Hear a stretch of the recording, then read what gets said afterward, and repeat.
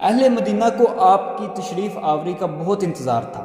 وہ ہر صبح اٹھ کر مکانوں پر چڑھتے اور آپ کی راہ دیکھا کرتے تھے۔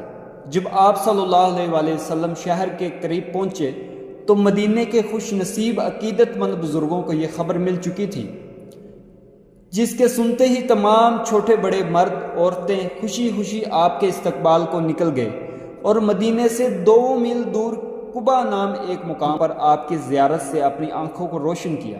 بنی عمر بن عوف نے جو قبا کے پاس رہتے تھے آپ کی خدمت میں درخواست کی کہ چند روز آپ یہاں قیام فرمائیں۔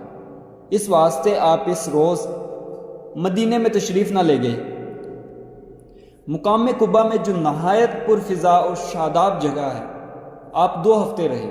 اس عرصے میں وہاں ایک مسجد بنوائی جس کا نام مسجد قبا ہے۔ اسلام کی دنیا میں سب سے پہلی مسجد قبا بنی۔ اس بابرکت و عظمت والی مسجد کی تعمیر کے وقت آپ نے اپنے 3 خلفاء سمیت اپنے ہاتھوں سے پتھر اٹھا کر دیے۔ کیا ہی خوش نصیب ہے وہ لوگ جو اپنے ہادی کی بنائی ہوئی اس مسجد میں نماز پڑھنے کی فضیلت اور ایسے مقام پر جو اثر دل پر ہوتا ہے اس کی لذت حاصل کرتے۔ یہ ہے وہ مسجد جس میں حضرت عمر رضی اللہ تعالیٰ عنہ نے اپنی خلافت کے زمانے میں جھاڑو دینے کو فخر اور سعادت سمجھا۔